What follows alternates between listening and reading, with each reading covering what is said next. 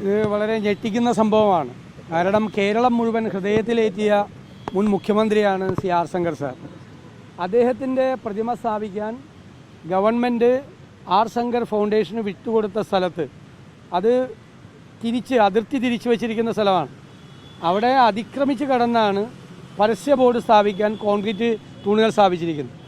അതിന് മെറ്റീരിയൽസ് കൊണ്ടുവന്ന സമയത്താണ് മനഃപൂർവ്വമായി സോണിയാഗാന്ധിയുടെ അനാച്ഛാദനം ചെയ്ത ആ ശിലാഫലകം ഉൾപ്പെടെയുള്ള അതെല്ലാം അടിച്ചു തകർത്തിട്ടിരിക്കുകയാണ്.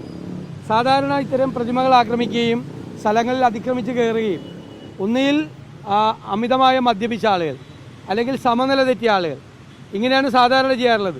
ഇവിടെ തിരുവനന്തപുരം കോർപ്പറേഷനാണ് ഇത് ചെയ്തിരിക്കുന്നത്. അതാണ് ഏറ്റവും ഞെട്ടിക്കുന്ന സംഭവം. തിരുവനന്തപുരം കോർപ്പറേഷനാണ് സർക്കാർ ആർ ശങ്കർ ഫൗണ്ടേഷൻ അനുവദിച്ച് നൽകിയിരിക്കുന്ന സ്ഥലത്ത് അതിക്രമിച്ച് കയറി. ഞാൻ ആ വാക്ക് ഉപയോഗിക്കാം. എല്ലാ പേപ്പേഴ്സും ആർ ശങ്കർ ഫൗണ്ടേഷൻ്റെ കയ്യിലുണ്ട്. ഗവൺമെൻറ് അനുവദിച്ച സ്ഥലമാണ്. അവിടെ അതിക്രമിച്ചാണ് കോർപ്പറേഷൻ്റെ ആളുകൾ കയറിയത്. അതിക്രമിച്ച് കയറിയിട്ടാണ് ഈ നാശനഷ്ടം വരുത്തിയിരിക്കുന്നത്. ഇത് നമ്മുടെ എല്ലാവരുടെയും ഹൃദയത്തിലേറ്റ ഒരു മുറിവാണ്. കാരണം ഒരു വലിയ അനാദരവാണ്. ഇതിന് ഉത്തരവാദികളായ ആളുകൾക്കെതിരായി ക്രിമിനൽ കേസെടുത്ത് നടപടികൾ സ്വീകരിക്കണം എന്നാണ് ഞങ്ങളുടെ ആവശ്യം. ഇല്ലെങ്കിൽ അതിശക്തമായ രീതിയിൽ കേരളത്തിലെ കോൺഗ്രസ് പ്രസ്ഥാനം ഇതിനോട് പ്രതികരിക്കുക തന്നെ ചെയ്യും.